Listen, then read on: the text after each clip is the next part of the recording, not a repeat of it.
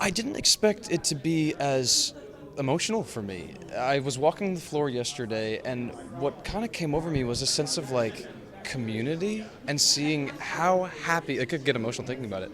How happy everybody was to be here and like to celebrate their fandoms and to find community within that, and people from all walks of life, all places, all colors. It was amazing to see, and not to mention how dope the cosplays are too, and to like cosplay with pride and to be able to compliment people and say, "Damn, it looks great! I know who you're cosplaying as." So I loved it, and I've never experienced anything like this in my life. Comic-Con is unlike anything I've seen. It's been on my bucket list to go to Comic-Con since I was 9, and to be here now walking the carpet next to Mark Hamill is a really cool life moment.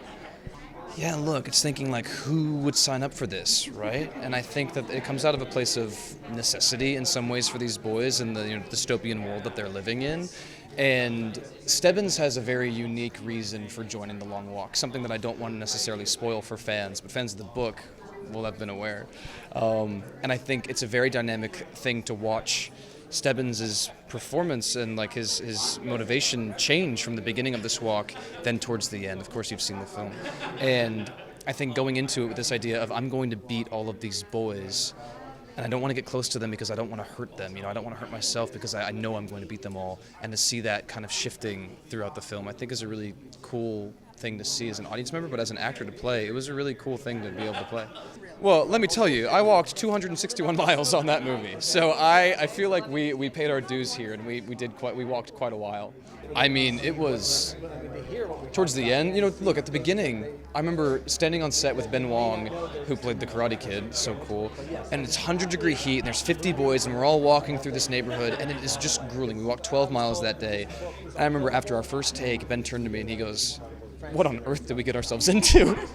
And so it was hard at the beginning because you're breaking your feet and you're getting these blisters going and you break these shoes in, but then towards the end of the production I felt like I could walk forever.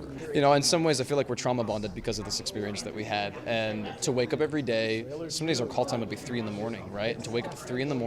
and know that we've got a long walk ahead of us and to be there together, I think built a lot of team spirit amongst these boys, and I'm so grateful for the time that we shared together because I really do care for them and I really respect these boys. I mean, Stephen King is a legend, right? We all know The Shining, we all know Carrie, we all know Misery, Stand By Me, The Green Mile. He is a legend. He's a living legend. And to be able to bring an iconic Stephen King character to life in his lifetime is one of the greatest honors of my life. Not only to mention like a fan favorite character as Stebbins, he had to approve all of our castings, and so to know that he gave his blessing to be able to for me to play Stebbins was really meaningful to me.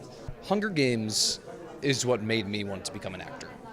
I was a young kid. I remember watching it in my small town in Texas, and I saw this on the big screen. I said, I want to do this, And so, full circle moment, 12 years later, to be able to be working with the creator and the filmmaker behind the Hunger Games was so meaningful. And I tried to not get in my head about it, I tried to not psych myself out for this audition, but I understood, the gravitas that Francis carries, and it does not pass me by. I am grateful for it every day to have worked with him. JT, who's standing right there, talented man. He wrote Strange Darling, he directed Strange Darling.